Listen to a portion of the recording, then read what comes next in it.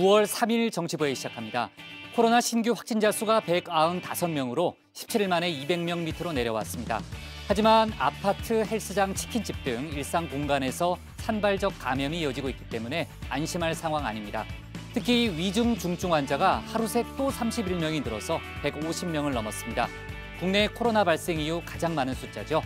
정부는 현재 수도권에 적용 중인 강화된 거리두기 조치를 연장할지 여부를 이번 주말 안에 결정하겠다고 밝혔습니다. 잠시 후 고반장 발제 때 코로나 속보 자세히 짚어보겠습니다. 네, 미리 보는 정치부회입니다. 556조 원 규모의 내년도 예산안이 오늘 국회에 제출됐고요. 문 대통령이 오늘 첫 한국판 뉴딜 전략회의를 주재했습니다. 한국 경제의 미래를 열겠다 이렇게 강조를 했고 오늘 회의에는 당정청과 금융권이 총출동했습니다. 조금 전 보험의료계가 단일 협상안에 합의했습니다. 이 안으로 국회나 정부와 대화하겠다는 겁니다. 여야도 오늘 의료 파업 문제를 다룰 국회 특위를 만드는데 잠정 합의했습니다. 이렇게 대화 분위기가 무르익고 있는 가운데 정부는 원점에서 재논의하는 방안 등 국회와 의료계의 합의 내용을 최대한 존중하겠다는 입장을 밝혔습니다.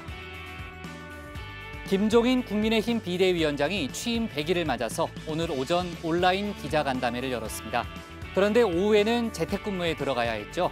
사무처 직원 1명이 코로나 확진 판정을 받았기 때문입니다.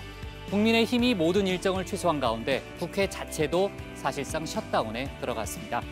오늘도 다룰 뉴스 많습니다. 내려가서 본격적으로 정치부회의의 문을 열겠습니다.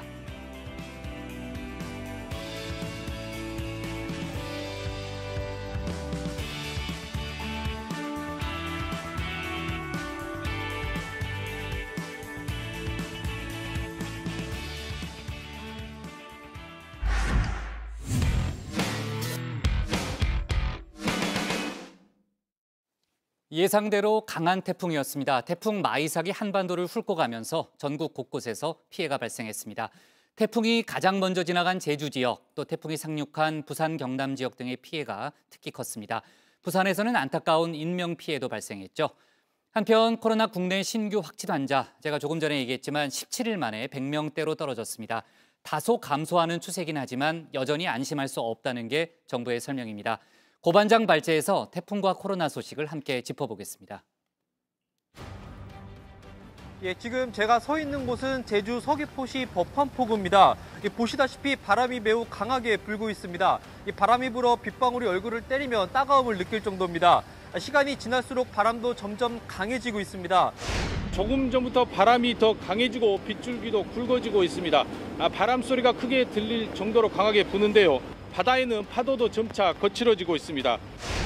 지금도 제 뒤로 보이는 것처럼 파도가 굉장히 높게 치고 있고 도로로 바닷물이 넘치고 있습니다. 여기 보시면요, 이렇게 인도가 모두 물에 잠겼습니다. 사장님이 복구 작업을 하고 계시고 오늘 오전 3시에는 여기까지 이렇게 물이 잠겼습니다. 이 상인들이 대형 양수기 2대를 돌리면서 침수 피해를 막기 위해 안간힘을 썼지만 지금 불과 한 30여 분 만에 물이 빠르게 차올라서 제 발목 높이까지 차올랐고 또 도로도 물에 잠겨 있는 상태입니다. 네, 태풍 마이삭은 예상대로 셌습니다. 강풍과 폭우를 동반했죠. 자, 마이삭을 가장 먼저 맞닥뜨린 제주 지역과 마이삭이 상륙한 영남 지역 그리고 마이삭이 빠져나간 강원 지역까지 전국 곳곳이 피해를 입었습니다. 현재 집계된 피해 상황을 보시면요. 자, 일단 안타깝게도 인명피해가 있었습니다. 부산에서 한 명이 숨지는 사고가 발생한 겁니다. 자, 그리고 이 도로가 침수되거나 가로수나 신호등이 손상되는 등, 파손되는 등 각종 시설 피해도 이 858건이 접수됐습니다. 정전 피해도 많았는데요. 이 전국에서 27만여 가구가 정전 피해를 입었습니다. 자, 전국 곳곳 피해가 컸습니다. 제주도 한라산 남벽에선 어제 무려 1000mm의 기록적인 폭우가 내리는 등 강풍과 폭우 피해가 많았는데요.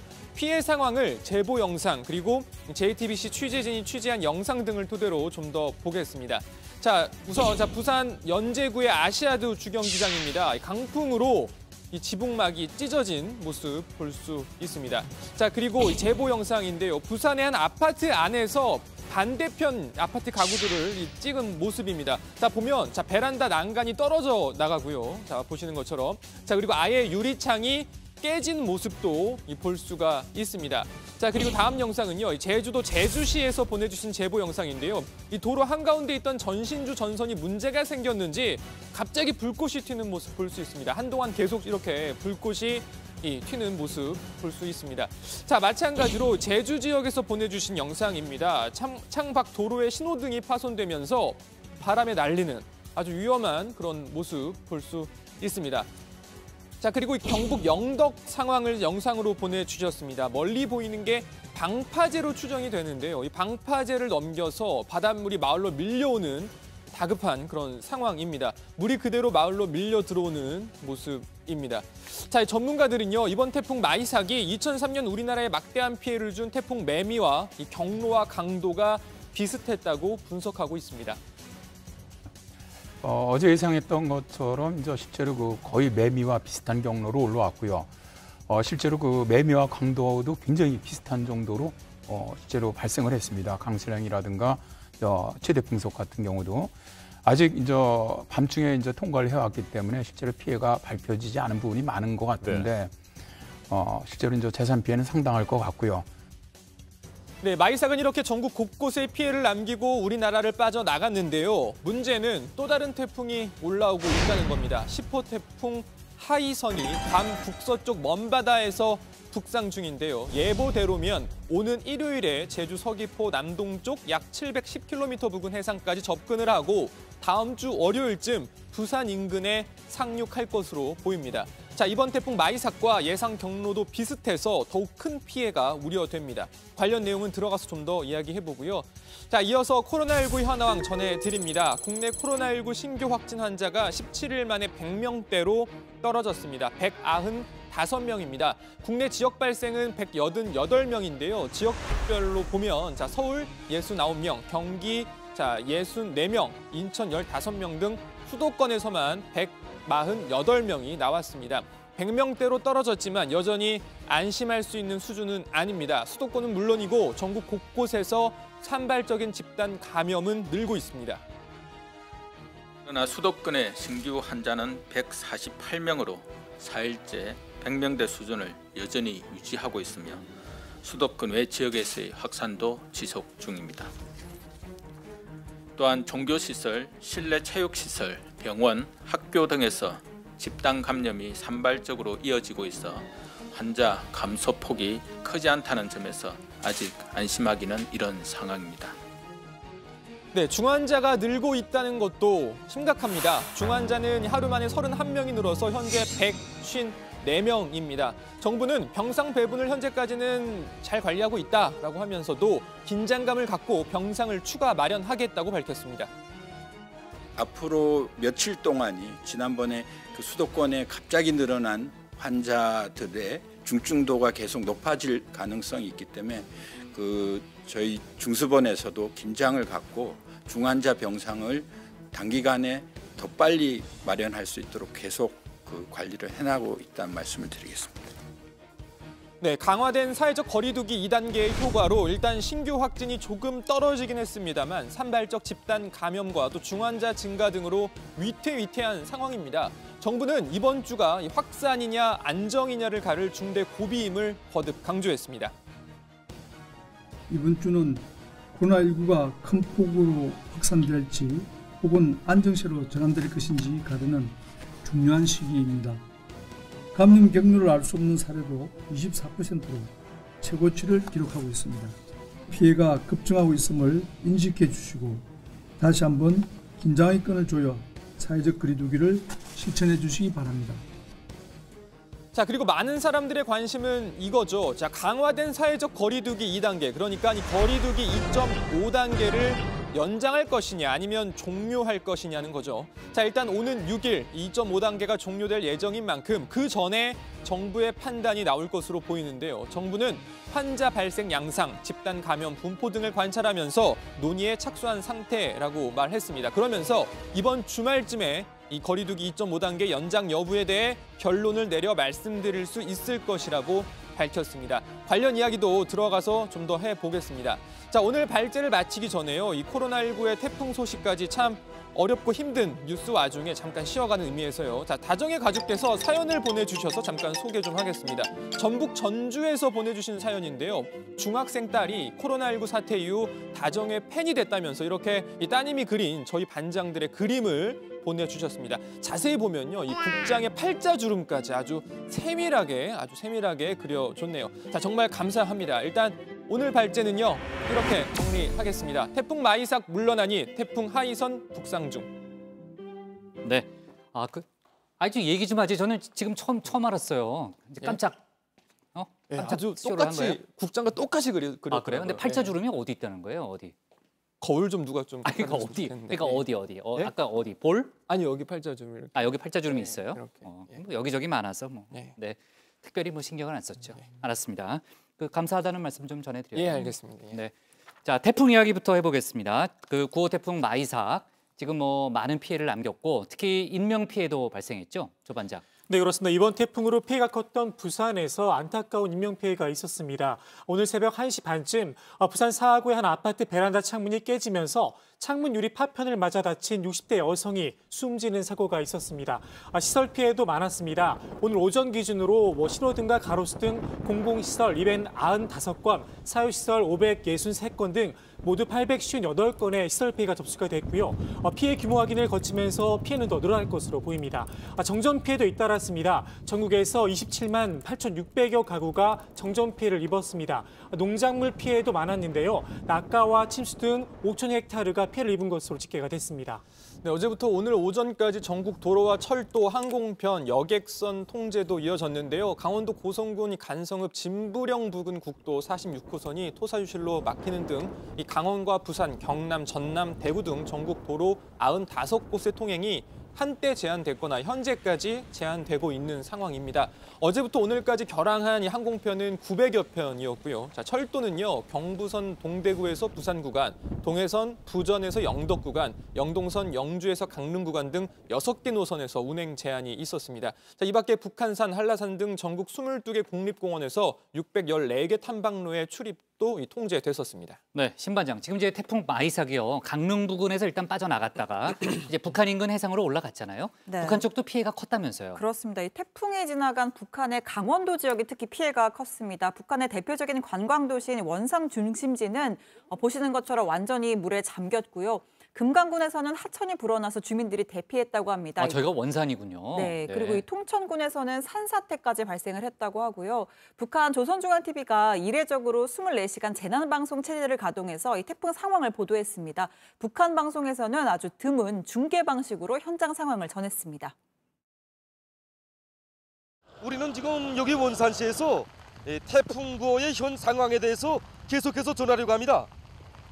이번 태풍 9호의 특징은 바람보다도 강수량이 많은 것이 특징적인 것입니다. 태풍 9호의 영향으로 해서 저렇게 무서운 파도를 일으키고 있는 여기는 강원도 통천 앞바다입니다. 8시 현재 지금 이 통천 앞바다에서는 저 정도면 그 물결이 파도 높이가 한 7m 정도 된다고 합니다. 네, 북한 기자들이 저렇게 지금 제 소식을 전하는 장면은 저도 처음 보네요. 그렇죠? 네. 지금 걱정되는 게요. 아까 이제 고 반장이 얘기했지만 마이삭이 물러간 자리에 또 다른 태풍이 올 가능성이 아주 높다는 거죠. 이미 10호 태풍 하이선이 괌 북서쪽 먼 바다에서 만들어져서 지금 이제 올라오고 있다는 건데 경로상 우리나라를 거칠 가능성이 높다는 거죠. 네, 지금 하이선은 일본 오키나와 방향으로 천천히 올라오고 있는 중이라고 하는데요. 자, 기상청 예보를 보면 오는 토요일 오전 일본 오키나와 동남쪽 약 600km 부근 해상을 지나서 일요일 오전 제주 서귀포 남동쪽 먼 바다로 접근할 것으로 보입니다. 그리고 다음 주 월요일 오전에 이 부산 인근에 착륙할 가능성이 큰데요. 이후에 이 대구와 강원, 춘천 부근을 거쳐 북한 원산 주변을 지나갈 전망입니다. 예상 경로라면 지금 보시는 것처럼 하이선은 우리나라 중앙 부근을 그대로 관통하는 셈이 되는데요. 그러니까 이번 마이삭보다 우리나라에 미치는 영향이 훨씬 더 클 수 있다는 겁니다. 네, 하이선은 다음 주 월요일 새벽까지 매우 강을 유지하다가 우리나라 내륙을 지날 때쯤에서 강한 태풍으로 다소 완화될 것으로 예상이 되지만 한반도 중앙을 통과하는 만큼 이 체감하는 정도는 더 셀 수 있다는 게 전문가들의 분석입니다. 다만 하이선이 아직 저위도의 아래에 있기 때문에 발달 과정에 있어서 변동성이 큰 상황인데요. 기상청 관계자는 하이선 오른쪽에 있는 북태평양 고기압의 확장과 또 수축 정도에 따라서 우리나라 부근에서 경로가 바뀔 가능성도 있다라고 하면서 경로나 강도 변화 등으로 인해서 이 내륙이 아닌 동해안 인근으로 갈 가능성도 있다 이렇게 말했습니다. 네, 그러니까 다음 주 월요일 아침쯤에 일단은 이제 부산 경남 쪽으로 올 가능성이 현재로서는 높아 보이지만 경로가 바뀔 수 있다는 게 지금 이제 고반장의 설명이었잖아요. 다음 주 월요일이면 저희 정치부의 시간에 아마 오후 한 3시에서 5시경에 서울에 가장 근접할 것 같은데 아마 이제 정치부에서 관련 소식을 좀 전하게 될 것 같고요. 고반장이 지금 얘기했던 대로 경로가 바뀌어서 정말 아무 피해 없이 동해상으로 빠져나갔습니다. 이런 소식을 전할 수 있었으면 좋겠습니다. 자, 코로나 얘기를 해볼게요. 일단은 신규 확진자가 조금 줄었고요. 그러니까 이제 17일 만에 100명대가 된 건데 아까 이제 고반장도 여러 번 강조했지만 100명대라고 해서 그 내용을 들여다보면 안심할 수준은 아니라는 거죠. 네, 그렇습니다. 국내 코로나19 신규 확진자 환자가 195명으로 집계가 됐습니다. 지역 발생만 보면 188명인데요. 오랜만에 100명대로 떨어진 건데 내용을 들여다보면 여전히 심각한 상황입니다. 일단 수도권 환자가 148명이나 돼 수도권발 집단 감염이 여전히 이어지고 있습니다. 산발적인 집단 감염이 꼬리에 꼬리를 물고 나오고 있는데요. 서울 강서구 항공보안업체와 관련해 현재 10명의 확진 환자가 나왔고요. 서울 서초구 장애인 교육시설에서는 지난달 29일 첫 확진자가 나온 이후에 7명이 추가가 돼서 누적 확진자는 8명이 됐습니다. 또 경기도 성남의 한 치킨집에서는 엊그제 첫 확진자가 나온 이후에 5명이 추가돼서 현재 6명이 확진이 됐습니다. 자, 이런 산발적인 집단 감염 상황 조금 더 전해드리면요. 경기도 가평의 리앤리CC 골프장에서도 1일에 첫 확진자가 나온 후에 3명이 추가로 감염돼서 모두 누적 확진자 4명이 됐습니다. 어제 안병동에서 첫 확진 환자가 나왔던 서울 아산병원, 이 안병동 환자와 보호자, 의료진 등 200여 명을 전수검사를 한 결과 환자 2명, 보호자 3명 등 5명이 추가 확진 판정을 받아서 확진자가 6명으로 늘었습니다. 수도권 바깥에서도 산발적 감염이 이어지고 있는데요. 일단 충남 청양의 한 김치 공장 관련 확진자가 계속 나오고 있습니다. 어제 공장 직원 중에 첫 확진자가 나온 이후에 19명이 확진됐습니다. 또 부산에선 10명이 확진된 오피스텔 외에 연제구의 또 다른 오피스텔에서도 집단 감염이 발생해서 확진 환자가 5명으로 집계됐습니다. 네, 자 아까 이제 서울시가 발표한 내용 들어보니까는 현재 서울에서만 7개 병원이 코호트 격리가 돼 있는 그런 상황이라고 하더라고요. 자 어제 전광훈 목사가 이제 퇴원을 했고 기자회견을 한 소식까지도 저희가 전했는데 서울 성북구 사랑제일교회 관련한 확진자 수는 오늘은 어떻게 됐나요? 네, 일단 이 접촉자 조사 가운데 22명이 추가로 확진이 되어서 현재까지 1,139명이 누적 확진자로 판정을 받았습니다. 자, 그리고 서울 도심 집회와 관련해서는 조사 중 21명이 추가가 되면서 462명이 확진 판정을 받았습니다. 네, 앞서도 얘기했지만은 중증 위중 환자 수가 150명을 넘어가지고 코로나 발생 이후에 지금 가장 많은 숫자라는 거 아니겠습니까? 그러니까 여러모로 안심할 단계가 아니라는 거죠. 네, 그렇습니다. 정부도 거듭 거리 두기에 동참해달라 이렇게 호소를 하고 있는데요. 권준우 중앙방역대책본부 부본부장은 현재는 흔들리는 공든탑을 바로잡는 과정이다 이렇게 강조를 했습니다. 매우 중요한 시점입니다. 온 국민의 단결력으로 코로나19의 재확산을 빠르게 진화하고 있는 과정에 있다고 생각하고 있습니다. 지금은 흔들리는 공든탑을 바로잡는 과정에 있습니다. 언제든지 다시 무너질 수 있다는 긴장감과 경각심을 유지해야 하고 저희도 긴장하고 있습니다. 항상 얘기하는 거지만요. 기본적인 수칙을 잘 지키는 게 가장 중요한 일입니다. 손 잘 씻고 거리 두기 지키고 마스크 잘 쓰는 거 그게 가장 중요한 일이고요. 자, 외국 얘기 잠깐 좀 해보면요. 미국 정치권에서 낸시 펠로시 하원 의장이 마스크를 안 써서 상당히 정치적으로 논란에 되고 있다고 하더라고요. 네, 이 방역 지침을 위반하고 미용실을 방문한 모습이 포착이 돼 논란이라는 건데요.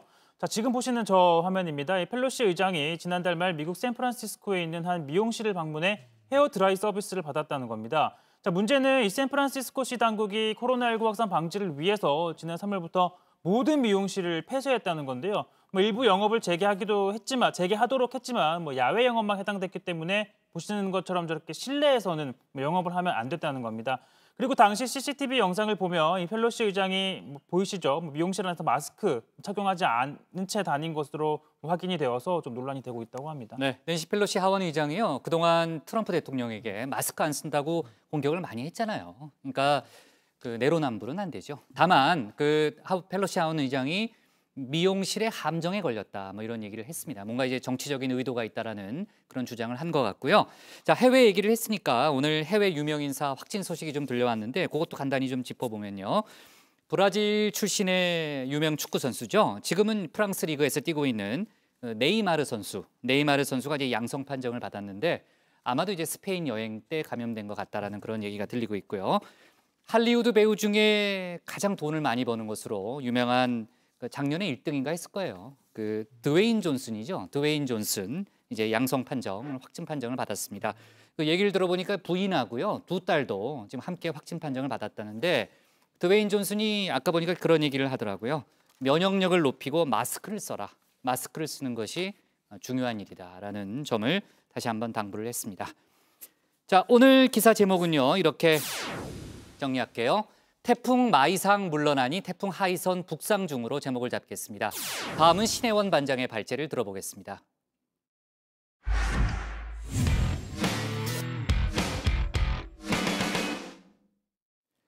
문재인 대통령이 오늘 청와대에서 첫 번째 한국판 뉴딜 전략회의를 주재했습니다. 향후 5년간 정책과 민간 금융에서 총 170조 원을 투입하고요. 또 20조 원 규모의 국민 참여형 뉴딜 펀드를 조성하기로 했습니다. 이런 가운데 2차 재난지원금 논의도 한창인데 원래 당정청이 오늘 밤에 지급 대상과 규모를 정하는 회의를 열기로 예정했었습니다. 하지만 국회 코로나 상황에 민주당 이낙연 대표가 자택 대기에 들어간 상태이기 때문에 내일로 회의 자체는 미뤄졌습니다. 관련 소식을 신혜원 반장이 정리했습니다. 정부는 대한민국의 새로운 미래를 위한 국가 전략으로 한국판 뉴딜을 강력히 추진하고 있습니다. 국민과 함께 재정, 정책금융, 민간금융 3대 축으로 한국판 뉴딜의 성공을 이끌고자 합니다. 자, 한국판 뉴딜, 포스트 코로나 시대에 대비해서 정부가 내놓은 5년짜리 국가 대전환 장기 프로젝트입니다.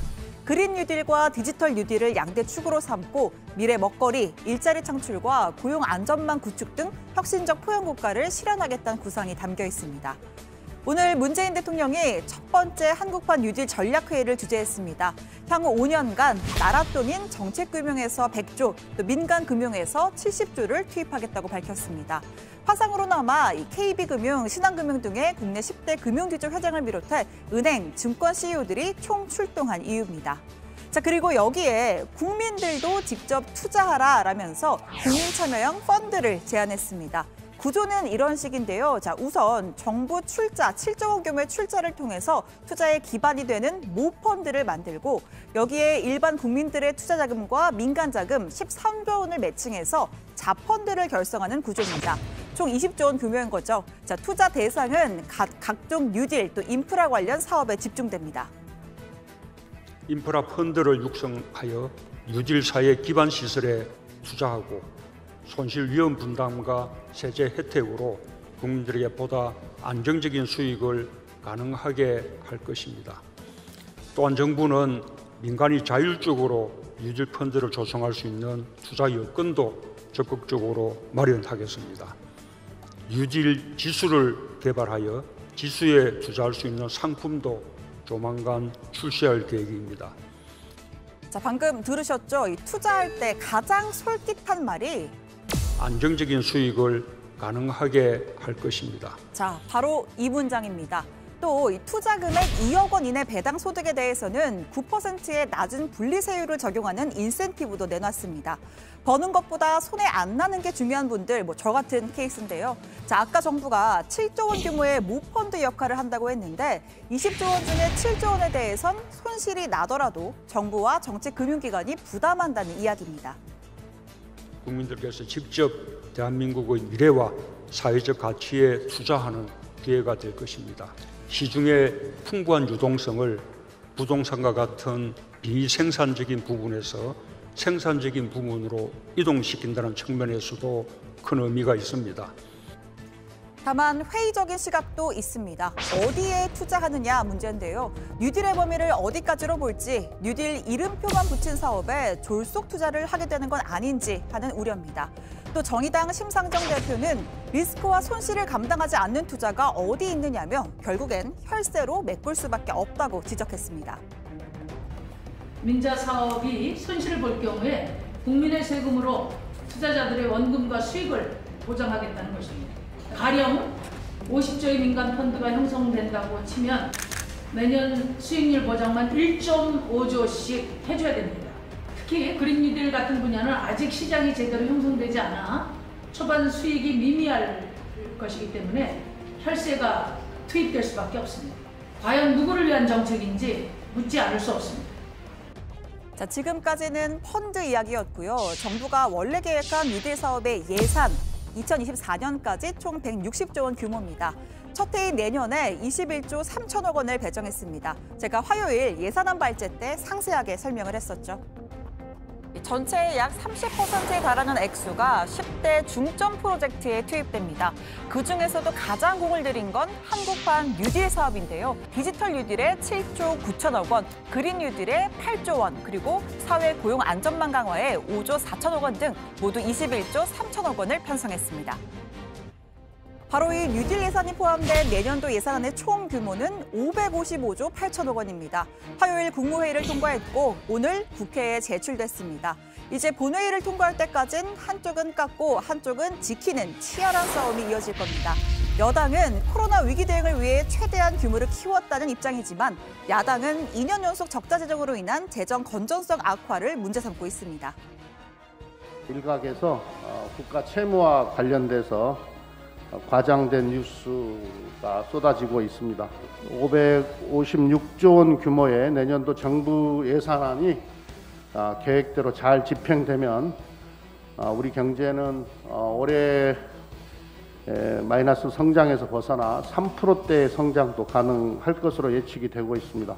재정 정책의 효과로 경제가 반등하게 되면 국가 채무에 대한 우려도 줄어들게 될 것입니다. 국가 채무 연간 139조 8천억 원 증가라는 역대 최대 수준의 비폭탄 예산이며 차기 정부와 미래 세대의 책임을 떠넘긴 모렴치 예산안입니다. 또한 코로나 종식을 전제로 정부 주도의 경기 부양에만 몰두한 현실 인식 결여 예산안입니다. 한국은행과 국제기구 등이 마이너스 성장을 전망한 우리의 경제 상황을 반영하면은 재정 여건이 더욱 악화될 것으로 우려됩니다.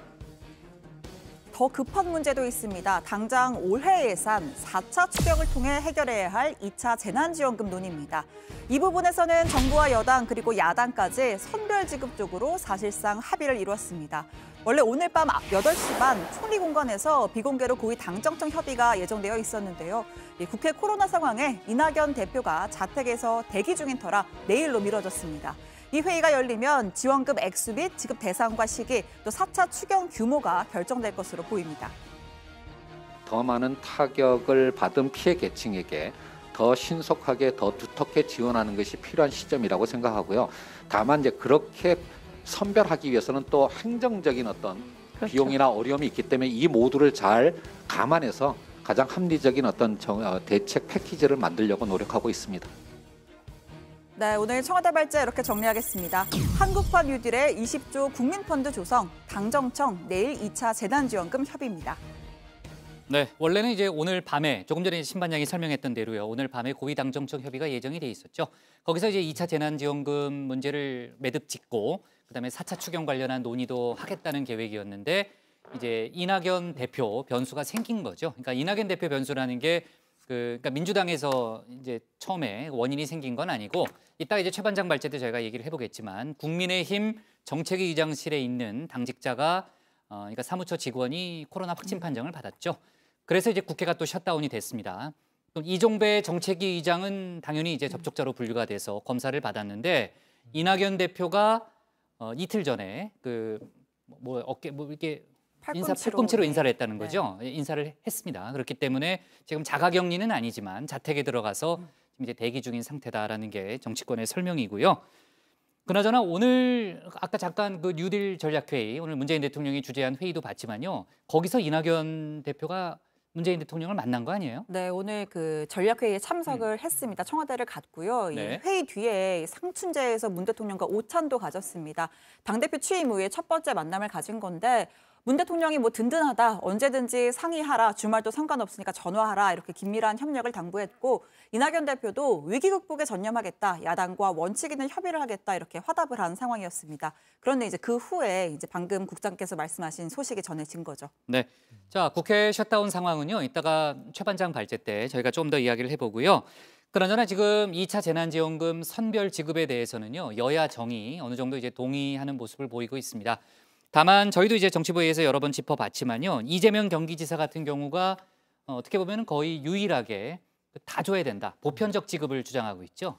네, 연일 SNS 등을 통해서 보편 지급의 필요성을 설명하고 있는데요.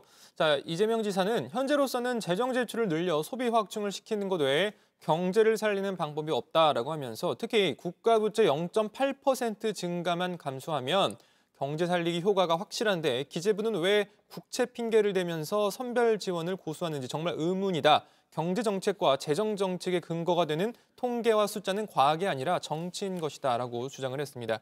자, 이 반대로 민주당 이낙연 대표는 이 선별 차등 지급 입장을 계속 주장을 하고 있죠. 자, 지난달 31일 취임 기자간담회에서도 재난에 더 많은 고통을 당하고 계시는 분께 지원하는 게 원래 이름에 충실하고 좋다고 생각한다 이렇게 밝힌 바 있습니다. 자, 그리고 관련해서 민주당 이 지도부에서는 양양자 최고위원이 자, 선별적 지급을 추진하는 당 지도부를 향해서 일부 의원들이 야당 같다, 야당 편을 든다 이렇게 공격을 하는 것은 대단히 잘못된 일이다 이렇게 지적을 하기도 했습니다. 네, 김종인 국민의힘 비대위원장도 오늘 취임 100일 기자회견에서 2차 지원금이 소상공인과 자영업자들에게 집중돼야 한다는 점을 재차 강조했습니다. 그러면서 선별 지원 찬성하는 국민의힘은 부자 정당이라고 몰아붙이는 이재명 경기도지사의 논리를 납득할 수 없다 이렇게 일축을 했는데요. 이 지사가 기본소득 개념에 푹 빠진 듯한데 이러한 정책은 어떻게 하면 가장 효율을 가져올 수 있느냐 여기에 집중해야 한다 이렇게 강조를 했습니다. 국민의당 안철수 대표도 전 국민 지급은 인기 영합적인 발언이라면서 이 지사를 비판했습니다. 직접 들어보시죠. 미래 세대가 골병드는 엄청난 빚을 내서 또다시 전 국민에게 재난지원금을 주자는 인기 영합적 발언이 나온다면 이 정권의 나라 살림살이는 오직 선거만을 노리는 방탕 그 자체입니다. 재난지원금 50만 원씩 100번이라도 주자는 무책임한 발언에 청와대와 여당은 말 한마디 제대로 못하는 꿀먹은 벙어리 모습입니다. 네, 저희가 어제 얘기했지만 미래통합당이 국민의힘으로 당명을 바꿨죠. 그래서 오늘부터는 국민의힘이라는 용어를 쓰고 있습니다. 자, 어제 이제 운영위에서 아까도 잠깐 나왔지만 김상조 정책실장이 선별 지급 기조에 대해서 분명한 입장을 밝혔죠. 어제 저희가 이제 운영위 관련한 얘기는 속보로 좀 몇 가지 얘기를 해봤는데 또 다른 얘기는 뭐가 있었어요? 운영위에서? 네, 어제 운영위에 노영민 대통령 네. 비서실장도 출석을 했습니다. 부동산 정책 등의 현안에 대해서 야당의 공세가 좀 이어졌는데 최근 김현미 국토부 장관이 30대 청년들을 향해서 소위 영끌, 그러니까 영혼까지 끌어모아서 집 사지 말고 분양을 기다려라라고 한 발언이 도마에 올랐습니다. 야당은 부동산 폭등을 우려하는 민심을 정부가 모르고 있다라는 취지로 질책을 했습니다. 주택 정책에 있어서 어떤 걸 가장 바라겠습니까? 집 없는 서민들이 가장 바라는 것. 네, 내 집 마련이라고 생각합니다. 서민들이 왜 이렇게 빚을 냈으라도 집을 사려고 하겠습니까? 네, 그건 그건 뭐요? 일단 집값 인상에 대한 기대 이런 것 때문이 아닐까 싶습니다. 집값 뛰게 하려고 지금 대한민국 서민들이 이렇게 대출 70%, 60% 받아가면서 집 살려고 그러겠습니까? 30대, 40대는요 아이를 키웁니다. 그래서 전세로 전전긍긍 애들 2명 데리고 계속 이사 다니는데 지친 겁니다. 집값 꼭 뛰게 하기 위해서 집 사려는 건 아닙니다. 국민을 그렇게 부정적으로 보시니까 이 문정권의 정책이 이렇게밖에 안 나오는 겁니다. 네, 그리고 이 부동산을 둘러싼 논쟁이 문 대통령이 퇴임 후에 거주할 목적으로 매입한 경남 양산의 사저로까지 또 번졌습니다. 국민의힘 곽상도 의원은 사저 부지에 단독주택도 포함이 돼 있어 문 대통령이 2주택자라고 주장을 했고요. 이에 노영민 실장은 현재 양산집은 이전 부지에 건물이 지어지면 처분할 계획이라고 해명을 했습니다.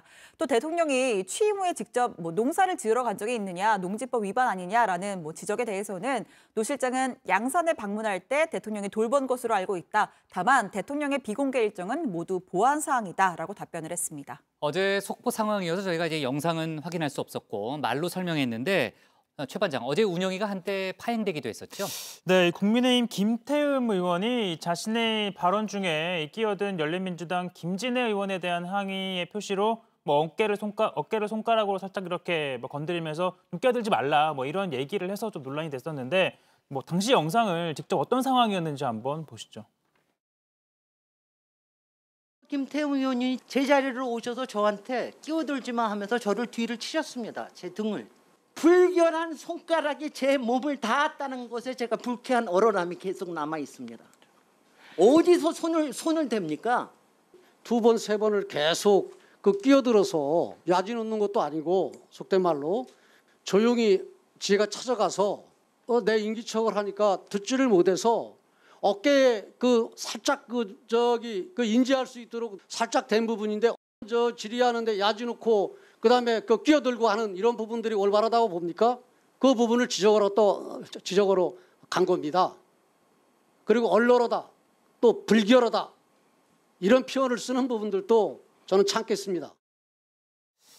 네, 결국 김태흠 의원이 불쾌했다면 사과한다라고 당시 사태는 일단락이 됐습니다. 자, 그런데 그 김진애 의원이 자신의 소셜미디어에 집에 돌아간 다음의 상황인 것 같습니다.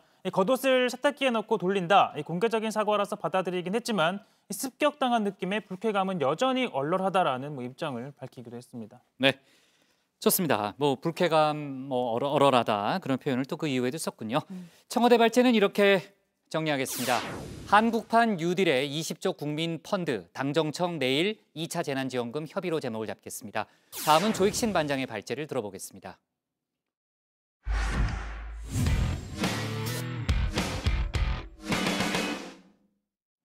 전공의들이 무기한 집단 휴진에 들어간 지 오늘로 14일째입니다.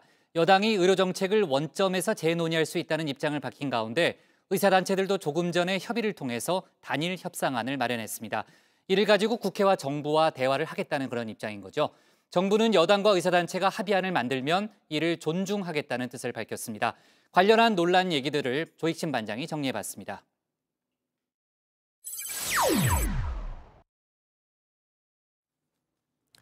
의사단체들이 단일 협상안을 마련했습니다. 비공개 회의를 열고 협상 문구를 확정한 겁니다. 이를 들고 정부 그리고 국회와 논의에 나서겠다는 계획인데요. 물꼬는 더불어민주당이 텄습니다. 우리 당의 원점에서 검토하겠다는 입장은 유효합니다. 당정은 의료진과의 협상의 문을 열어놓고 기다리고 있습니다.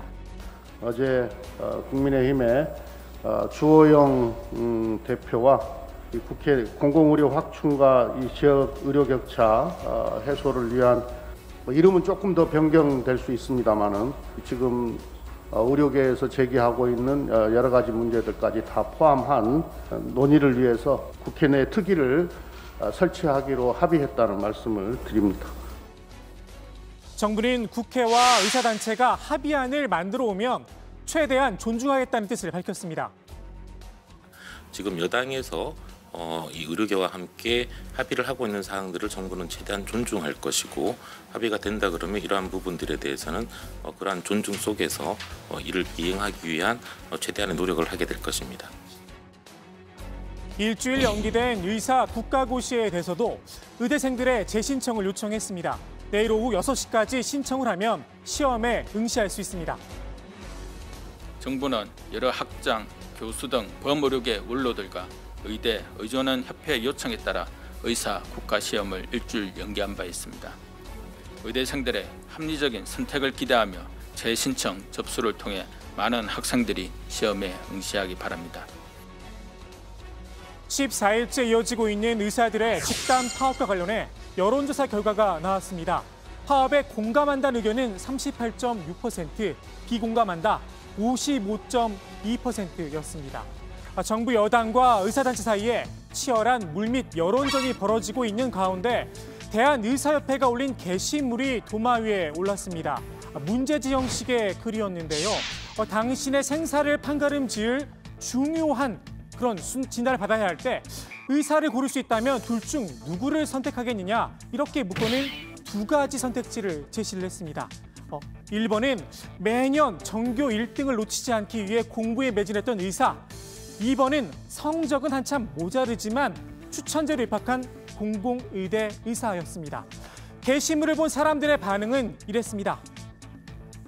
의사에 대한 믿음, 신뢰가 더 중요하다고 생각합니다. 파업을 하는 나름의 이유가 있겠지만 이런 식으로 좀 부각해서 말을 하면 그들만의 뭔가 엘리트주의 같은 거를 좀 부각해서 이제 얘기하는 것 같아서 조금 거부감이 들 수도 있지 않을까는 생각은 드는데 일부 시민들은 맞춤법을 지적하기도 했습니다. 모자르지만이 아니라 모자라지만이란 겁니다. 여러 비판이 쏟아지자 의협은 해당 게시물을 내렸습니다. 저희 의도는 이제 공정성이라는 부분을 좀 말씀드리려고 한 건데 그런 것이 좀 뭐랄까 좀 제대로 전달이 안 되고 오히려 좀 오해를 산 부분인 것 같아요. 그래서 아마 내부적으로도 아마 좀 문제가 있다 판단해서 내린 걸로 그렇게 알고 있고요. 오늘 신문엔 관련 만평이 쏟아졌습니다. 이런 게시물을 만든 걸 보면 공부에만 매진한 머리가 한참 모자라는 의사라는 거냐 이렇게 묻는가 하면 AI 의사와 전교 1등 출신 의사 가운데 누구를 선택하겠느냐 패러디물을 만들기도 했습니다. 집단 휴진으로 고통받고 있는 환자들 입장에서 생각을 해보면 의사들이 공부를 잘했다는 사실 정말 무엇이 중요한지 궁금하기도 합니다. 전공의들의 파업을 지지한다며 의대 교수들 가운데 가장 먼저 집단 사직서를 냈죠.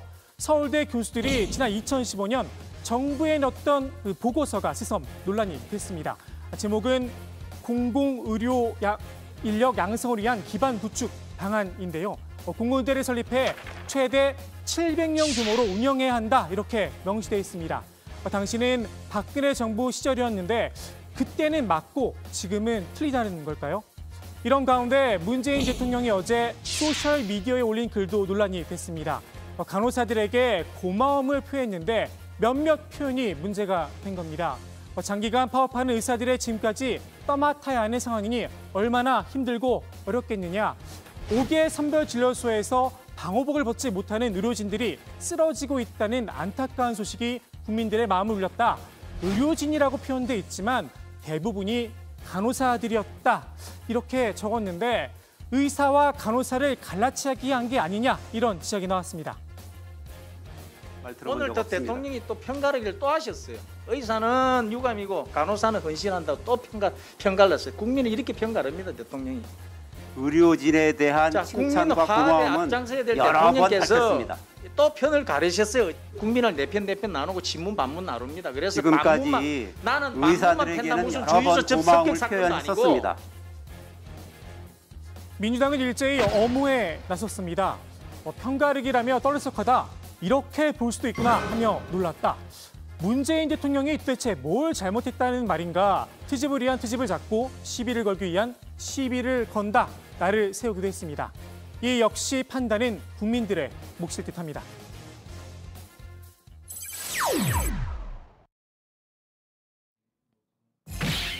코로나19 확진 판정을 받아 격리 치료를 받았었죠. 정강훈 목사가 어제 퇴원을 했는데요. 퇴원 일성으로 뜻밖의 단어를 꺼냈습니다. 국가 부정, 그다음에 낮은 단계 연방제라고 하는 이 거짓 평화 통일 주제를 가지고 국민들을 속이는 행위를 계속한다면 한 달 동안 제가 지켜보다가 한 달 후부터 나는 목숨을 그야말로 던지겠습니다. 저는 순교할 각오가 되어 있습니다. 이 순교라는 단어 포털 사이트 실시간 검색어 1위에 오르기도 했는데요. 순교란 모든 압박과 박해를 물리치고 자기가 믿는 신앙을 지키기 위하여 목숨을 바치는 일을 뜻합니다. 그런데 전 목사와 순교 어울리나요? 하긴 스스로를 선지자라고 주장하기도 했습니다. 교회와 한국 교회를 이끌고 있는 선지자 중에 한 사람입니다. 선지자들은 이해 타산 따지지 않습니다. 또 국민들이 좋아하든지 안 좋아하든지 관계없습니다. 이것이 아닌 것은 아닌 것이고 하나님과 역사와 진리 옆에 잘못된 것은 국민들일지라도 책망을 하는 것이 선지자가 해야 될 일이고 그 모든 결과는 수백 년, 수천 년이 지난 뒤에 평가를 받는 것이 선지자들이 하는 일입니다. 그런데 정작 개신교 내에선 전 목사를 보는 시선이 썩 좋진 못합니다. 이단설까지 돌면서 전광훈 목사가 아니라 정광훈 씨로 불립니다. 허언 그만하고 회개하라는 충고까지 들었습니다. 전광훈 씨가 아무래도 초조해진 것 같아요. 정치권도 어느 정도 거리를 두고요. 네. 그동안 지지했던 또 보수교회도 어느 정도 거리를 두면서 이단 판명 이런 움직임이 나오니까 네, 네. 아마 외톨이가 된 분이 기분을 느꼈는지 하면서 아주 다시 한번 새해를 규합하려고 하는 아주 그 허언이에요. 막말을 하면서 이 거룩한 용어까지 쓰는데 제발 전광훈 씨 회개하고 돌아와서 이단이냐 아니냐 종교적인 문제는 개신교 내에서 해결해야 할 듯합니다. 다만 감염병 예방법 위반 혐의를 받고 있죠.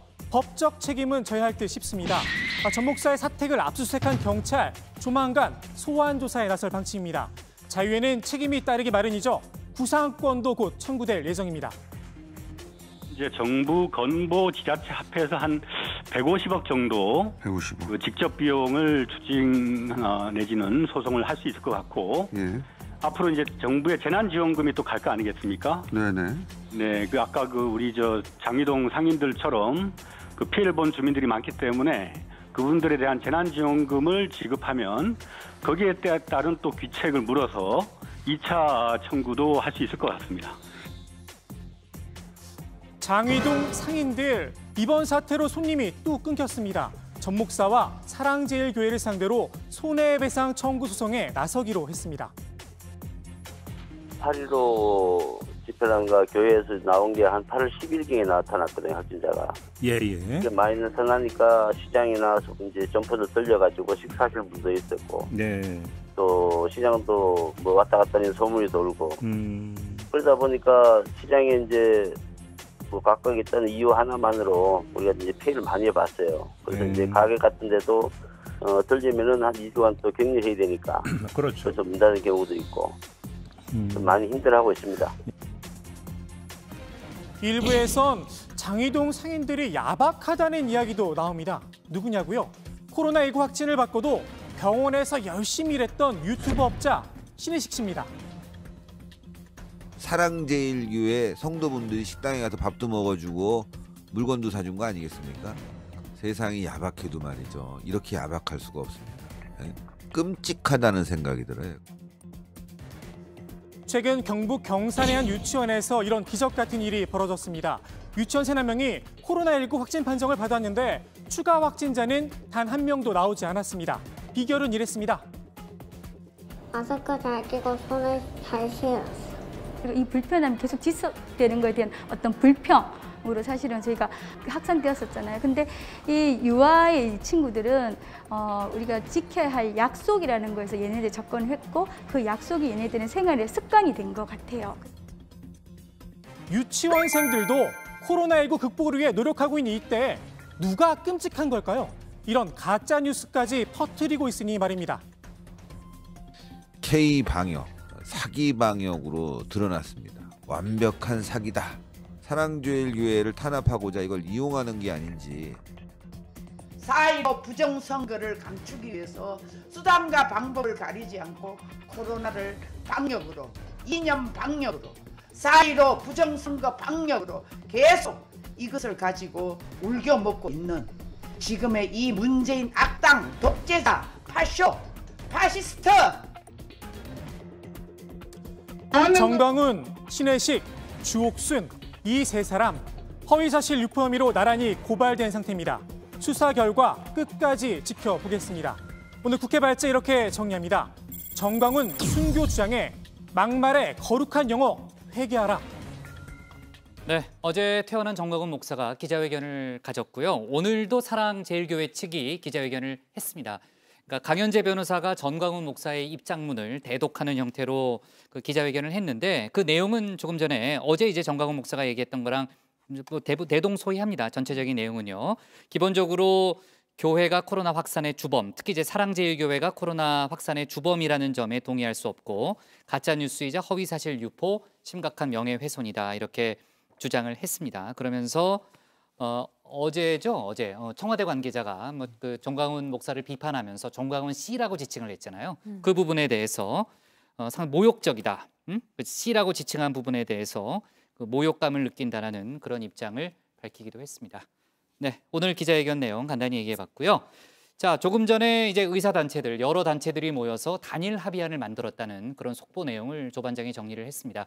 사실 이제 이해관계가 좀 엇갈릴 수 있기 때문에 단일안을 만드는 것 자체가 가능하겠느냐라는 그런 회의적 시각도 있었는데 어쨌든 단일안을 만들었고요. 단일안을 만들었다는 얘기는 앞으로 이제 그 정부와의 또 협상에 있어서도 또 이제 국회와의 협상에 있어서도 진일보한 그런 상태다라고 평가를 할 수 있습니다.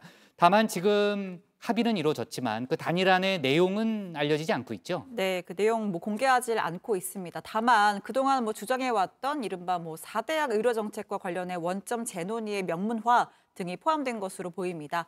김대하 대한의사협회 대변인은 회의가 끝난 직후에 이 내부 단일안을 만들어서 국회 그리고 정부와 대화에 나서겠다라고 짧게 답했습니다. 투쟁에 가장 적극적으로 나선 젊은 의사들의 요구안을 반영해서 이 단일안 도출했다고 설명했는데요. 이른 시일 내에 요구안을 가지고 또 정부 그리고 국회와 대화를 하겠다고 했습니다. 네, 자 지금 진행 중인 집단 휴진, 또 7일 다음 주 월요일로 예정된 총파업 관련한 이야기는 혹시 없었어요? 네, 의협 측은 집단 휴진은 그대로 이어간다는 입장입니다. 7일로 예고된 3차 의사총파업도 계획대로 진행할 예정이라고 밝혔습니다. 김대하 의협 대변인은 대화를 한다고 해서 바로 집단 휴진을 접는 건 아니다 이렇게 말을 했는데요. 다만 7일 이전까지 최대한 적극적으로 성실하게 대화에 임하겠다 이렇게 강조를 했습니다. 청와대 청원 사이트에요. 의료법 개정을 요구하는 청원이 올라왔다고 하는데 어떤 내용이에요? 네, 어떤 내용이냐면요. 의사 집단을 괴물로 키운 2000년 의료학법의 개정을 청원합니다라는 글이 지난 1일에 올라온 건데요. 청원 동의 인원이 20만 명을 넘어서서 관계부처의 답변 요건을 갖췄습니다. 자, 이 청원인이 지적한 의료법은 지난 2000년 당시 의사 출신인 한나라당 김찬우 의원이 대표 발의를 했던 개정안인데요. 자, 이전에는 업무상 과실치상이나 치사 혐의로 금고형 이상의 처벌을 받으면 의사 면허가 정지될 수 있었지만 이 개정안이 통과된 이후에는 의료법이나 보건의료와 관련된 법령을 위반한 경우에만 면허 취소가 가능해졌다는 겁니다. 자, 의사가 살인이나 성폭행 등 혐의로 형사처벌을 받더라도 보건당국이 이 개정안에 따라서 면허를 취소할 수 없어지게 된 거죠. 변호사나 공인회계사 같은 다른 전문 직군의 경우에는 일반 형사범죄로 금고형 이상을 선고받으면 관련 자격이 취소가 되는데 이 때문에 의사는 형평성에 맞지 않다라는 지적이 나오는 이유입니다. 네, 자 그리고요 오늘 대법원 판결이 하나 있었는데 그 전국 교직원 노동조합, 그러니까 보통 이제 전교조라고 저희가 부르잖아요. 전교조 관련한 대법원 판결이죠. 네, 전교조가 지난 2013년에 고용노동부로부터 법의 노조 통보를 받았습니다. 해직된 교원을 이 조합원에 가입시켰다라는 이유였는데요. 오늘 대법원 전원합의체가 이에 대한 판단을 내렸습니다. 전교조가 고용노동부 장관을 상대로 낸 법의 노조 통보 처분 취소 소송에서 원고 패소 판결을 한 원심을 파기하고 사건을 다시 서울고법으로 돌려보냈습니다. 그러니까 정부의 법의 노조 처분을 무효라고 판단을 한 겁니다. 그 근거가 설명해요. 아직 네, 중간에 말 다른 거죠, 제가. 네, 결과적으로 이제 법의 노조 처분을 받은 지 7년 만에 합법 노조의 지위를 회복하게 된 겁니다. 네, 그러니까 무효 처분을 내린 근거는 뭐예요? 네, 이제 고용노동부가 법의 노조를 통보하며 인용한 시행령 자체가 무효다라는 건데요. 김명수 대법원장은 교원 노조의 법의 노조임을 통보하는 것은 단순 지위 박탈이 아니라 노조로서 존재 자체를 부정하는 것이라면서 법의 노조 통보 시행령 조항은 노동권 3권을 본질적으로 침해했기 때문에 무효다라고 지적했습니다. 고용노동부는 이 시행령 조항이 유효하다는 것을 전제로 법의 노조 통보를 했는데 이 조항이 무효이 있기 때문에 법의 노조 통보는 법적 근거를 상실했고 따라서 위법이라는 겁니다.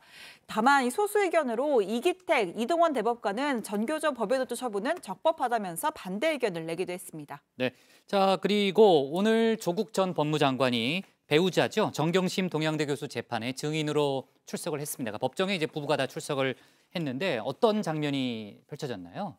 네, 오늘 그 서울중앙지법에서는 자본시장과 금융투자에 관한 법률 위반 등의 혐의와 관련해서 정경심 교수의 공판이 있었는데요. 재판부는 이 자리에 조국 전 장관을 증인으로 불렀습니다. 조 전 장관은 증인 서설을 한 뒤 나는 배우자의 공범으로 기소돼 재판이 진행 중이라면서 이 법정에서 진행되는 검찰의 신문에 형사소송법상 부여된 권리를 행사하겠다 이렇게 밝혔습니다. 이후 조 전 장관은 검찰이 질문할 때마다 형사소송법 148조에 따르겠다 이렇게 반복해서 답을 했는데요. 형사소송법 148조는 자신 또는 친족이 처벌받을 가능성이 있는 경우에 증언을 거부할 수 있다고 명시한 조항입니다. 이에 검찰은 증언을 거부할 게 아니라 어떤 것이 진실인지 밝혀질 수 있도록 최선을 다해야 할 것이다 이렇게 유감을 표했습니다. 네, 좋습니다. 오늘 국회 발제 이렇게 바로 정리할게요. 의사단체 단일 협상안 마련, 엘리트주의와 갈라치기 논란으로 제목을 잡겠습니다. 다음은 최종혁 반장의 발제를 들어보겠습니다.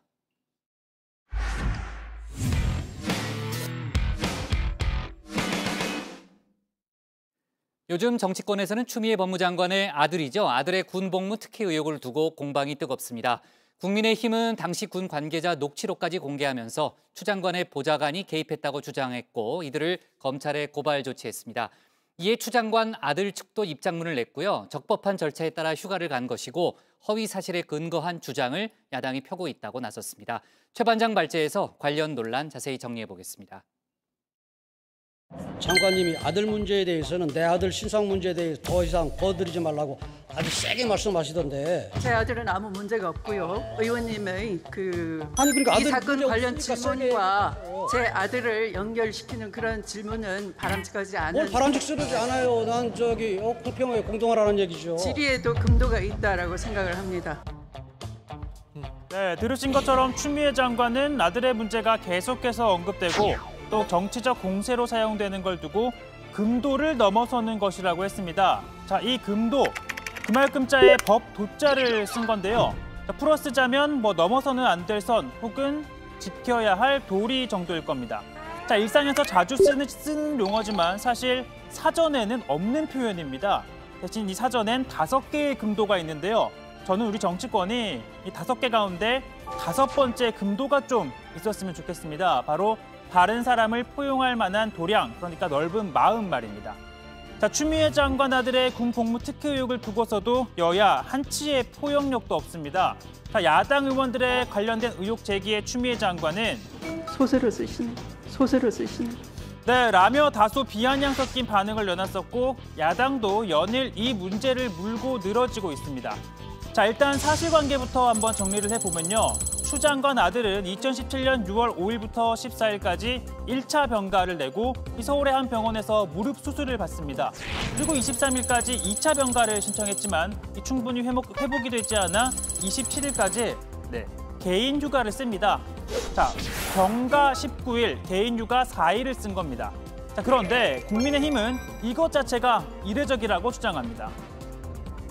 추미애 장관 아들 서모 씨의 엽기적인 황제 휴가 논란에 대해서 이미 사실관계는 여러분들도 파악을 하셨겠지만 병가는 정빙 서류인 군의관 소견서와 병원 진단서를 제출해서 허가를 받아야 합니다.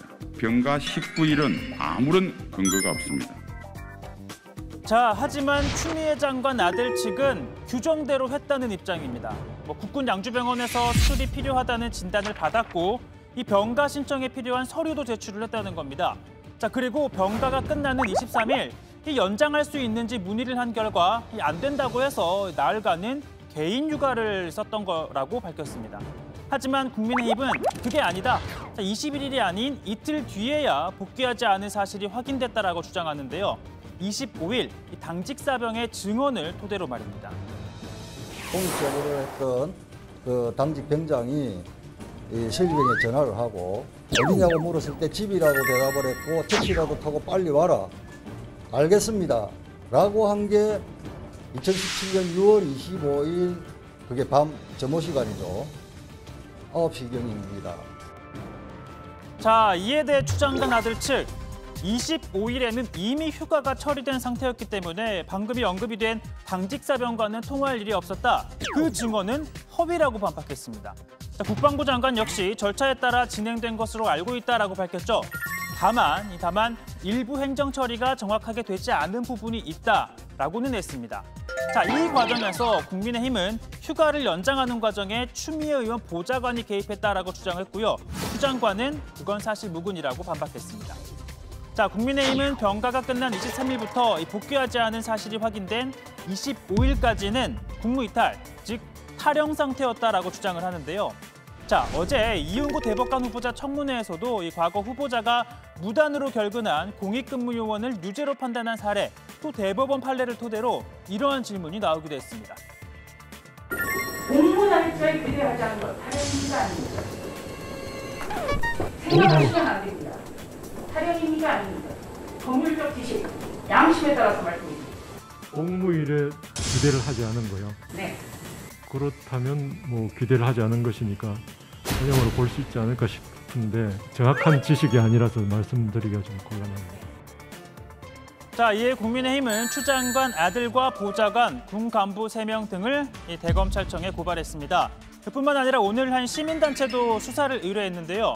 현재 관련 사건은 서울 동부지검에서 수사가 진행 중인 점을 고려하면 이곳에 배당이 될 가능성이 높습니다. 다만 이 8개월이 지났지만 수사가 지지부진하고 또 최근 검찰로 이 지검장과 차장검사, 이 형사부장 등이 대거 교체가 된 것을 두고 이 야권에서는 이 친정부 성향의 인사들이라고 주장하고 있죠. 자, 이에 국민의힘 측에서는 이 공정한 수사를 위해서는 특임 검사를 임명해야 한다는 주장도 나오고 있습니다. 자, 검찰 인사 얘기가 나와서 좀 더 얘기를 해보면요. 지난 인사에 따라 오늘부터 새로운 근무지에서 새 진용을 갖추게 됐습니다. 자, 주목할 만한 곳을 좀 살펴보면 우선 서울중앙지검은요. 약 10년 전 서울 서부지검 형사 5부가 재결합했다라는 평가 나옵니다. 바로 이 사람들인데요. 당시 부장검사가 바로 현 이성일 지검장이었고 그 밑에 있던 김욱준, 형준희 검사가 각각 현 중앙지검 1차장, 4차장이 됐습니다. 마찬가지로 같은 부서에 있던 이동수 검사도 중앙지검 1조사부장으로 발령이 났습니다. 자, 반면 서울에서 가장 멀리 떨어진 제주지검으로 한번 가보면요. 박찬호 지검장 밑으로 김수현 인권감독관, 김영일 형사 1부장, 박주성 형사 2부장이 이번에 발령을 받았습니다. 박찬호 지검장은 윤석열 서울중앙지검장 시절 2차장을 지냈고요. 김 감독관은 공공수사부장이었습니다. 참고로 검찰총장에 대한 추미애 장관의 수사지휘권 발동이 부당하다라고 공개적으로 비판을 했던 바로 그 인물이기도 합니다. 자, 그리고 김영일 부장은요, 대검 수사정보 1담당관으로 윤석열 총장의 눈기 역할을 맡아왔죠. 그리고 박주성 부장, 자, 국정농단 특검팀에 파견됐던 인물입니다. 공교롭게도 이들 모두 윤석열이라는 공통분모를 가지고 있습니다. 자, 오늘 발제 이렇게 정리합니다. 정치권 달구는 추미애 공방, 아들 측 당직병 증언 허위입니다. 네, 조금 전에 들어온 속보 하나만 좀 얘기하고 가면요. 전에 이제 저희도 여러 번 다뤘지만 뉴질랜드 총영사관에서 한국 외교관의 성추행 논란이 있었잖아요. 관련해서 국가인권위원회가 피해자의 진정을 받아들였고요. 그러니까 그 신체 접촉을 성희롱으로 인정을 했답니다. 인정을 해서 피해자에게 일정 금액을 지급하라는 권고를 외교부에 했다고 합니다. 제도 개선도 권고를 했고요. 인권위가 구체적인 액수까지 지급액까지 특정한 것으로 알려졌습니다. 자, 저희가 전에 한 번이 아니죠. 여러 번 다뤘던 내용인데 관련한 속보가 나와서 지금 간단히 정해봤고요. 고 반장, 예. 아까 앞서도 잠깐 이낙연 대표 얘기하면서 저희가 언급은 했는데 국회에서 일주일 만에 또 확진자가 나왔다는 거죠? 일단 지난달 26일에는 민주당의 출입 기자가 확진 판정을 받았었죠. 오늘 확진 판정을 받은 건 이 국민의힘 사무처 당직자입니다. 국회 본청 내에 있는 이 국민의힘 정책위 의장실에서 근무를 하고 있었다고 하는데요. 이틀 전까지 출근을 한 것으로 알려졌습니다. 이 국민의힘은 오늘 오후에 예정돼 있던 일정을 모두 취소하고 해당 당직자와 접촉한 이종배 정책위 의장을 포함해 당직자 등은 곧바로 이 코로나19 검사를 실시 후 이 자가격리에 들어갔다고 합니다. 자, 그리고 주호영 원내대표를 포함한 지도부 등은 모두 재택근무에 돌입했습니다. 민주당도 오늘 예정돼 있던 정기국회 지원단 현판식 등 일정을 모두 취소했습니다. 그럼 이번에도 국회가 셧다운된 거예요? 네, 그렇습니다. 일단 국회는 본관 1층과 2층 그리고 소통가 1층 등 확진자의 동선이 확인된 곳들의 출입을 막고 본관 내 회의와 행사를 전면 금지한 다음 방역 작업을 벌였습니다. 예결위, 결산소위, 여가위, 전체회의 등 상임위 일정도 전면 중단을 했는데요. 일부 폐쇄이긴 하지만 사실상 국회 일정 자체는 셧다운이 됐습니다. 당초 국회에서 열릴 예정이었던 2차 재난지원금 지급 논의를 위한 실무 당정 협의는 국회의사당 밖에서 진행을 했습니다. 다만 앞서 청와대 발제에서 본 것처럼 고위 당정은 현재로선 불투명한데요. 민주당 이낙연 대표가 이틀 전 이종배 국민의힘 정책위 의장을 접촉해서 곧바로 지금 귀가를 했습니다. 이종배 의장의 검사 결과가 이르면 내일 나올 예정인데 그 결과에 따라서 이낙연 대표의 국회 복귀 여부도 결정이 될 걸로 보입니다. 네. 자, 그렇고요. 그 이종배 지금 이제 정책위 의장 이제 검사 결과를 좀 지켜봐야 될 것 같고요. 그 김종인 비대위원장 취임 100일 일정 관련한 좀 얘기를 해볼게요. 오늘 온라인 간담회가 열렸죠. 어떤 내용이 나왔나요? 네, 일단 이제 딱 100일, 취임 100일에 맞춰서 당면 개정이 좀 이루어지다 보니까 뭐 급조해서 맞춘 거 아니냐라는 일각에서의 또 지적이 있었는데 이에 대해서 김종인 위원장이 한나라당에서 새누리당으로 넘어가는 과정에서 정강 정책을 바꾼 기간이 한 달밖에 되지 않았다면 뭐 동의하지 않는다라고 했습니다. 자, 김종인 위원장은 후퇴하지 않을 변화와 혁신의 DNA를 당에 확실하게 심겠다라고도 했고요. 국민은 하나이고 국민은 내 편으로 나눌 수 없다면서 국가의 총체적 위기 앞에 여당과도 협력할 건 협력하고 투쟁할 건 투쟁하고 경쟁할 건 경쟁하는 그런 뭐 미래형 정당이 되겠다고 했습니다. 그러면서 현 정권 문재인 대통령이 가장 잘못한 게 뭐냐라는 질문에는 이렇게 답변을 했습니다. 삼권 분립 자체를 갖다가 무너뜨리는 일을 하지 않나 이렇게 생각합니다. 예를 들어서 뭐 사법부를 장악한다든가 또 무슨 저희 검찰을 개혁한다고 그러면서 여러분들 최근에 보시는 바와 같이 검찰 모습이 과연 개혁적으로 가고 있느냐 이런 것들은 제가 보기에 우리나라의 민주주의 기반을 흔드는 것이 되기 때문에 나는 이건 굉장히 잘못을 하고 있다고 이렇게 생각을 합니다. 오늘 안철수 대표 관련한 질문이 많이 나왔죠? 네, 뭐 아무래도 야권 연대 혹은 뭐 국민의힘이라는 뭐 명칭에서 새로운 당명에서 당명을 바꾸다 보니까 그런 얘기가 나온 건데 안철수 대표의 연대 여부에 대해서 당 내부를 국민에게 사랑받을 수 있는 형태로 변경을 해서 자연적으로 우리 당 내에서 대통령 후보가 나올 수 있으리라 확신한다라면서 사실상 뭐 국민의당과의 연대론에 대해서는 일축을 했습니다. 당장 서울시장 보궐선거 후보와 관련해서는 이 제1야당으로서 서울시장 후보를 내는 건 더 말할 필요가 없는 상황이다. 이 국민의힘이 들어와서 후보가 되는 게 유리하다고 판단이 되면 입당을 하라라고 했는데요. 그러니까 뭐 대선이든 서울시장 보궐선거든 일단 당에 합류하는 게 선제 조건이라는 겁니다. 다만 이 김종인 위원장이 구체적으로 뭐 안철수 대표에 대한 언급을 하지 않아서 이 기자들이 재차 좀 명쾌하게 좀 답을 해달라라고 하니까 뭐 불편한 기색을 내비치기도 했습니다. 안철수 대표에 대해서 국민의당과 연대나 통합에 대한 답변이 제대로 안 됐던 것 같습니다. 100일 기자회견만큼 좀 기자들에게 좀 더 시원하게 말씀해 주시면 아니 근데 왜 미래 지금 저희 국민의힘에 지금 이 기자회견을 내가 100일을 맞이해서 하고 있는데 왜 안철수 씨에 대한 질문을 이렇게 많이 하는지는 이해가 가지 않아요. 안철수 씨 개인으로 볼 것 같으면은 앞으로 어떤 생각을 가지고서 정치 활동을 하는지 저는 전혀 알지를 못하고 알 필요도 없다고 생각합니다. 네. 자, 이종배 정책위 의장의 검진 결과가 나와야 또 국회 셧다운 이제 풀리든지 그렇게 하겠네요. 오늘 기사 제목은 이렇게 정리하겠습니다. 국민의힘 당직자 코로나 확진, 국회 일정 전면 취소로 제목을 잡겠습니다. 다음은 강지영 현장반장의 현장 브리핑을 보겠습니다. 이른바 조두순 사건. 2008년 초등생을 납치해 참혹하게 정복행했습니다. 장기까지 파손된 징역 12년.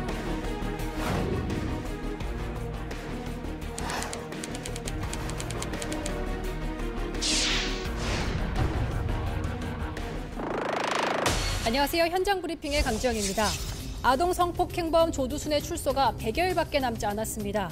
끔찍한 사건이 벌어진 지 12년이 지났지만 아동을 대상으로 한 성범죄 끊이지 않고 있는데요.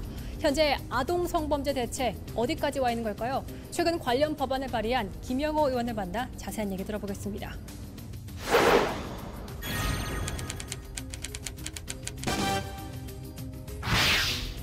그러니까 최근 아동 성범죄 관련해서 발의를 3개를 법안을 하셨더라고요. 종신형 특별법은 우리 아동들에게 강간치사나 또 강간 혐의로 복역을 했던 사람이 다시 출소해서 동일한 범죄를 저질렀을 때 사회적으로 영구히 격리시킬 수 있는 종신형을 선고할 수 있는 강력한 법을 마련해서 법안을 발의한 거고요. 네. 아청법이랑 성폭법은 자기의 형벌의 50%를 또 가중처벌을 받을 수 있는 또 강력한 법을 발의해 놓은 상태입니다. 그렇다면 특별히 이 법안들을 발의한 계기가 또 있으실 것 같아요. 네. 지금까지 그 아동 성범죄에 대해서 우리 재판부가 사실 굉장히 관대한 처벌을 많이 해서 국민들로부터 많은 공분을 산 사례가 많습니다. 많은 시민들을 만나보면 아이를 키우는 부모님들이 굉장히 걱정을 해요. 조두순이가 출소를 해서 또 다른 동일한 범죄를 저지르지 않을까, 아니면 이처럼 아주 관대한 처분을 받았기 때문에 제2의 제3의 조두순이 또 출연하지 않을까, 이런 걱정들을 해서요. 아동 성범죄 관련 법들이 좀 개정이 되긴 됐잖아요, 일부. 네네. 그러나 많이 미흡 판정들이 있을 것 같습니다. 재판부가 양형 기준을 좀 강화시켜야 되는데 또 심신미약 이런 것을 이유로 양형 기준을 굉장히 낮춰줬다는 것이죠. 네. 이영학이라고 어금니 아빠, 13세 소녀를 살인하고 또 성폭행한 사건이잖아요. 근데 그 이영학도 원래는 구형은 사형 선고를 받았는데 지금 무기징역으로 감형이 됐습니다. 근데 무기징역은 아시다시피 20년 수용 생활을 하면 가석방의 기회를 주어지거든요. 네. 그러니까 조두순이가 나와서 정말 상상하기도 좋지만 동일한 범죄를 저질렀을 때 지금 우리 현행 법으로 근거로 준다면 또 10년, 20년 이후에 또 출소의 기회를 줄 수 있는 그런 처벌이 불가피하거든요. 온라인에서 또 이제 아동 성착취물, 손정호도 있었고요. 네. 그런 범죄들이 많아진 것 같아요. 하지만 최근에 그 N번방 사건으로 사회에 큰 충격을 줬잖아요. 그래, N번방 방지법이 만들어졌죠. 네네. 네. 우선은 이제 성착취물로 인한 확보한 수익금을 몰수하는 법을 일단 근거를 마련했기 때문에 제작자들은 확실히 이제 처벌 기준이 있습니다만은 유통과 이제 소비자들까지 처벌할 수 있는 그런 법적인 근거를 빨리 마련해서 국회에서 그 법을 빨리 처리해야 되겠죠. 이제 국민 인식도 뭐 중요하고 여러 가지 어떤 이런 성범죄자에 대한 교육 프로그램도 중요하지만 입법부에서 법의 근거를 확실히 마련해서 사법부가 양형 기준을 높여서 이런 흉악범에 대해서는 가장 강력한 처벌을 해야 한다. 이런 생각을 갖고 있는 거죠. 21대 좀 국회는 다를 거라고 기대하시는 거죠? 21대 국회에서도 아동 성범죄에 대한 아주 처벌을 강화시키겠다는 의원들이 많이 계시기 때문에 아마 촘촘하게 관련된 법을 좀 살펴보고 많은 법안이 발의될 것으로 기대하고 있습니다.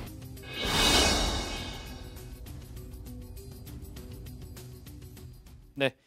자, 강 관장, 지금 이제 김 의원의 얘기를 들어봤고요. 아동 성범죄가 정말 하루빨리 근절돼야 될 텐데 말입니다. 네, 그렇습니다. 경찰청 자료에 따르면 아동 청소년에 대한 강간은 2014년 548건에서 2018년 429건, 그리고 아동 청소년 강제 추행도 1,558건에서 1,179건으로 감소하는 추세를 보였습니다. 하지만 아동 성착취물 제작과 유포 등 온라인 범죄 발생 건수가 2017년 603건에서요, 2018년 1,172건으로 오히려 급증해서 온라인을 통한 아동 성범죄 문제는 더 심각한 상황이라고 볼 수 있습니다. 네. 어제 대법관 후보자 인사청문회에서도 관련 얘기가 오갔다면서요? 네, 그렇습니다. 어제 국회에서 열린 이훈구 대법관 후보자 인사청문회에서 성범죄에 대한 법원 판결에 대한 질책 있었습니다. 최근 1년간 있었던 이 아동 청소년 성보호에 관한 법률 이 판결문 33건을 제가 전수조사를 했거든요. 최소의 형량이 5년인데요. 예외 없이 3년에서 4년입니다. 근데 이렇게 감형을 하는 주요 이유가 반성입니다. 이 반성문이 어떤 과정을 통해서 법원에 제출되는가에 대해서 혹시 좀 아십니까? 자세한 내용은 모르겠지만 대필은 기본이고 아무 업체나 하지 말라는 말이 나올 정도입니다. 여성단체나 이런 데 기부금을 내면 또 감형을 해줍니다. 이런 걸 해서 감형을 받기 위해서 마음에도 없는 기부를 하는 겁니다. 법원에서 이런 사정을 모르고 판단을 한다면 이거 직무유기 아닌가요? 위원님 지적대로 그런 부분까지 충분히 파악을 해야 된다는 생각에 공감합니다. 강 반장, 지금 이제 아동 성범죄에 대한 대책은 계속해서 마련되고는 있는 거죠? 네, 앞서 보신 김영호 의원처럼 관련 법안들을 발의하기도 하고요. 통과된 법이 시행돼서 올해부터 달라지는 것들도 있습니다. 자, 6월부터 아동 성착취물 판매로 적발되면 징역 5년 이상, 소지와 시청만 해도 1년 이상의 징역형을 받게 됐고요. 또 11월 20일부터는 13세 미만 아동 성범죄에 대해서 공소시효가 폐지됩니다. 그리고 성범죄자 신상 정보 공개가 확대됩니다. 네, 정말 현실에서 제대로 작동될 수 있는 그런 대책이 만들어져야 되겠네요. 강 반장 수고했습니다. 네, 지금까지 강지영의 현장 브리핑이었습니다.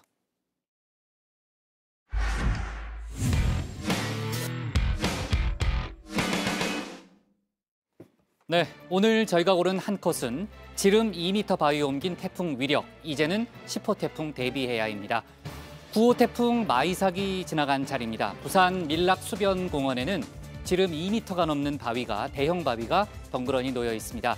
태풍에 휩쓸려 이렇게 큰 바위 10여 개가 공원 곳곳에서 발견됐다고 합니다. 보기만 해도 무게가 상당할 것 같은데 이 바위 크기가 이번 태풍의 위력을 잘 보여줍니다. 이 밖에도 크고 작은 피해들 앞서 고반장 발제에서 짚어봤는데요. 문제는 아직 10호 태풍 하이선이 남아있다는 겁니다. 한반도를 향해 북상하고 있는 태풍 하이선은 아마도 다음 주 월요일쯤 상륙할 걸로 보이는데요. 이번 마이삭보다 더 강할 가능성이 있다고 하니까 지금부터 피해가 없도록 대비를 서두르셔야 되겠습니다. 오늘 정치부에는 여기까지고요. 저희는 내일 오후 5시에 다시 찾아뵙겠습니다. 네, 수고했습니다. 태풍 마이선이 상당한 것 같은데요. 최반장 집에 갔는데요? 주말 최반장 어디 갔어? 아, 저기 있네.